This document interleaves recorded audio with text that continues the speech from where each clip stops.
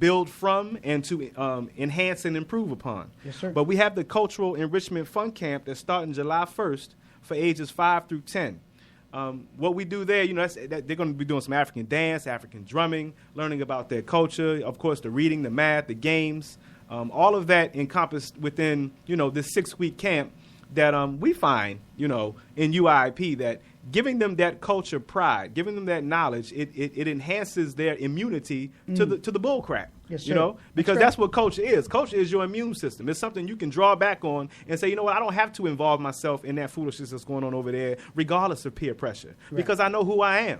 Right. And I know that I have a family to lean back on. Yes. So get it in there, get them in it early. Get that culture pride in them children early so that you can avoid a lot of these future mistakes of them trying to get to know who they are or trying to, what's the word I'm looking for? They're trying to discover themselves as opposed to it being, handed to them. This is who you are. That's right. So they're out there looking for it, and they're looking in all the wrong places. That's right. Yes, sir. Again, let's Cultural Enrichment Fun Camp. I'm yes, sorry. Sir, please. Contact from July 1st to August 9th. Contact number is Mama Kelly. 443-683-9900. It runs from 9 to 3, July 1st to August 9th. Again, Mama Kelly, 443-683-9900. Yes, sir. Well, let's get into, brother, this weekend, man, as we're talking about this being, of course, the third Saturday in the African marketplace. But this is a very important weekend for those of us in terms of blacks, Africans, some say Afro-Americans, those of the Moorish science, those that are Muslims, those are in the conscious community, and those who are unconscious but want to have more knowledge of themselves. Here we are. This weekend, of course, celebrating and commemorating and educating our people in the world about one of our great revolutionaries and evolutionaries, and El-Hajj Malik Al-Shabazz, Malcolm X, this Sunday, May the 19th. And there are those, of course, that annually have the Malcolm X tour, an education tour up to, of course, New York City, visiting the Audubon Ballroom, which is now the Malcolm X and Betty Shabazz Educational Center, visiting, of course, the tomb or the grave site of Brother Malcolm and Dr. Betty Shabazz, visiting, of course, many of the sites where Malcolm walked, where Malcolm talked, where Malcolm spoke, which gave a lot of culture, which gave a lot of life, which gave, of course, a lot of meaning to many of us today. So talk about what this weekend means in terms of, again, stopping to celebrate Malcolm X, because many of us remember growing up in the city and having going and attending Malcolm X days at Sojourner Douglas College that, of course, some of our elders, Baba Ross Marcus and Mama Lola would always have, and Sister Nditu and many of the others. So we were immersed in this. And unfortunately today, in this age of Obamaism, it's not popular to talk about revolutionary and evolutionary leaders such as Malcolm X. So talk about the importance of taking the time out to have that attitude of gratitude and continuing to lift up and teach the history of Brother Malcolm to our generation and the generations coming behind us. Man, I know personally, and I know I'm not speaking for myself, but many of us look at El-Hajj Malik Omowale Malcolm X as the reason for us being in the movement, or at least the catalyst for getting us involved. On this 88th anniversary of his birth, to think if he were here at 88, what kind of wisdom and clarity he would possess. And then, to add on the somber reality of the tragedy of his grandson. Yes, sir. Why do we have these gaps in our generations? There's no logical reason that someone as clear to our condition and the solutions as Omowale was, for 2 generations later, for his son to be caught up in something like that. Right. If we are to believe that it happened that way, but just the mere fact that we have his grandson at the young age of 28 years old taken. Whether it was the way it's presented or it was a setup. Either way, why is he not protected? Yeah, we have to protect the children of our great warriors and our great leaders, brother. And we have to. Malcolm, to me, I remember being a 18-year-old student at Johns Hopkins University, reading that book amidst, all the madness that I was in on that campus. Yes, sir. It was, it was a transforming experience for me. Even though we learned later how, the book was even watered down itself. Right. Yes, sir. But even in that trying to dilute his image, it didn't do it. Yes, sir. It was impossible to do it. Yes. But that point for me, it was a transitional point where it's no longer a just an idea. Right. It's a commitment. Yes, sir. And I think that we have to use him the way, utilize Malcolm and his teachings and his position, his stance, as it was for our generation. We have to keep that alive. We have to let those young folks know. I used to read that book to my daughter when she was 10, before she went to sleep every night. And she wanted to hear it. Yes, sir. What chapter we on tonight, Dad? And that book, of course, is the autobiography of Malcolm X. Yes, sir. Alex Haley. Right. So, let's continue to utilize, because Malcolm is a powerful energy that he's the symbol of Keparah, the symbol of transformation. That's right. The symbol of it doesn't matter what you were. Right. This is who you are what you can be. That's right. And it's a symbol that we can never let die. Right. So we have to lift it up. I miss those events that we used to have in town. That's right. I know that Baba Olatunji continues to do his tour. The tours, yes, sir. And bless him for that. That's right. Because that's keeping that spirit alive. We have to. And that spirit of Malcolm has to be kept alive. That's right. And thanks, big shout out to Jared Ball and those other authors that wouldn't allow that Manning Marable. That's right. The reinvention of Malcolm X wouldn't allow that reinvention to occur. Right.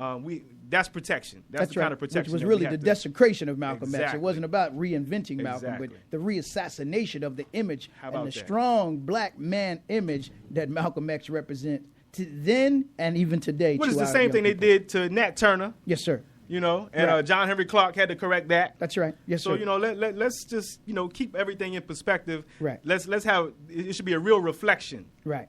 This anniversary of Malcolm's birth That's about where we are, what we really need to be doing. That's right. And how to proceed. Yes, sir. Let me Linnell, get the brother line out. Yes, sir. Let's talk about this day, this weekend, brother, being, of course, the 88th anniversary, as our brother said, of the life of El Hajj Malik Al-Shabazz, Malcolm X, and what it means to you and, of course, what it should mean to our people. It means a lot to us and our people. Along with these current events that's happening, it also it keeps us update with our life lessons as people. We need to know what's going on in our community, what's happening with our culture, and what's happening with us as people.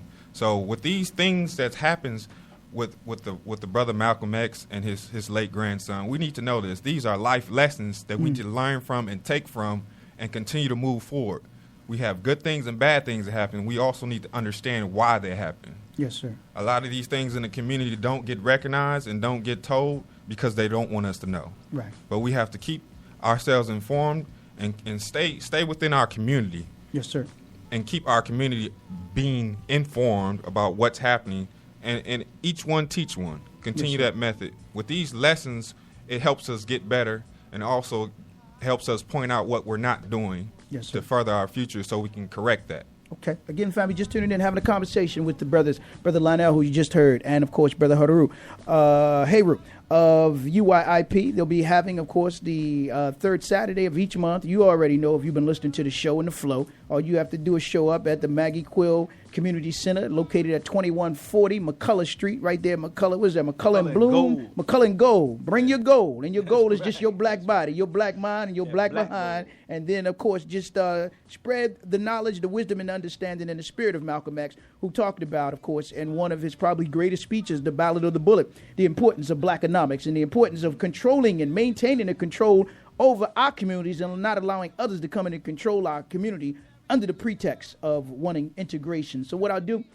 open up the lines. If you got a question for the brothers, give us a call, 410-761-1592. I know we're having some technical difficulties, so I do not need you to call in here to tell me, as I'm listening to myself going in and out on this microphone, Brother Muhammad, we're having some technical difficulties. But if you got a question, we can hear your question, give the brothers a question, or call, rather, at 410-761-1592. You can get in on the conversation. 410-761-1592. You can get in on the conversation if you like. And I know I always got some UYIP members always out there listening, man. So if y'all want to get in on the conversation, Brother Kulu, wish my sister always be listening. Sister Kelly. Sister Kelly as well. Got the engineer on the way, so hopefully the engineer understand I may not have to pay today because of the show and the flow. No. Let me come to the lines, 410-761-1592 if you have a question for the brothers. But thank you for your patience, for bearing with us through the technical difficulties and not turning off the show, but just bearing with us. And, of course, we will record the show, and it'll be available on Spreaker as well as on our Twitter and Facebook page, and we'll be able to hopefully work out the kinks and be able to give you the show in its entirety without the interference that we're having. But again, you tune to the State of the City. We'll come to the lines at 410-761-1592. Good afternoon, caller. You're on the State of the City. Brother Muhammad. Yes, sir. Good afternoon to you and your guest. Yes, sir. Thank you, brother. Come on with your question. Yeah, I just want to thank the brother for doing what he's doing, you know what I mean? Yes, sir.